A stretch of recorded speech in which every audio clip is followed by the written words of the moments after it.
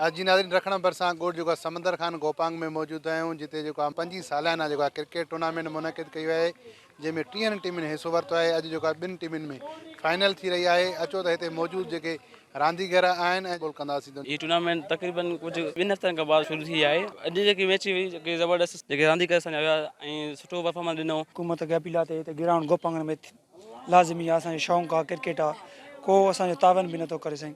32 टीमनि हिस्सो वरितो आहे। पंजो कामयाबु टूर्नामेंट आहे। हर दफ़े हर साल सभु दोस्त असां तावन कंदा नी, परे परे खां ईंदा नी। अॻिले साल बि बलोचिस्तान को टीमां आयूं, शहदाद कोट खां आयूं।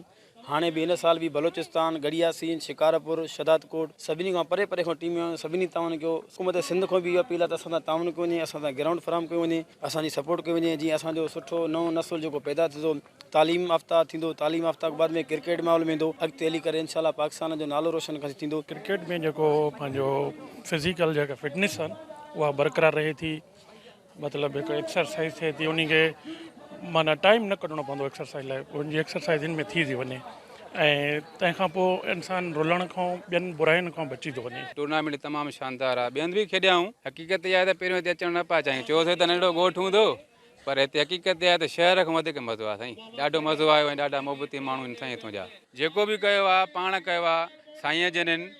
हिन टाइम बरसाति पई एॾी वॾी, असां 60 ॾींहं माना पंहिंजा बीको रखी करे पंहिंजे पैसनि पंहिंजो ख़र्चु कंहिं बि ताउन न कयो, कंहिं बि मदद बि न कई साईं, ऐं पंहिंजी मदद पाण तयारु करियोसीं। असांखे शौक़ु हुयो पंहिंजो, असांखे न ग्राउंड आहे कुझु बि न आहे। रांदीगरनि जो चवणु आहे त रांदियूं सेहतमंद मुआशे लाइ ज़रूरी आहिनि, जॾहिं त हुनजो चवणु आहे त समंदर खान गोपांग में क्रिकेट ग्राउंड न हुजण जे करे असीं सख़्तु मुश्किलातुनि खे मुंहुं ॾेई रहिया आहियूं। हुननि मुतालबो कयो आहे त फौरी तौर ते समंदर खान गोपांग में क्रिकेट ग्राउंड ठाराए ॾिनो वञे। अकरम चांडियो, KTN न्यूज़, ड्रग खण।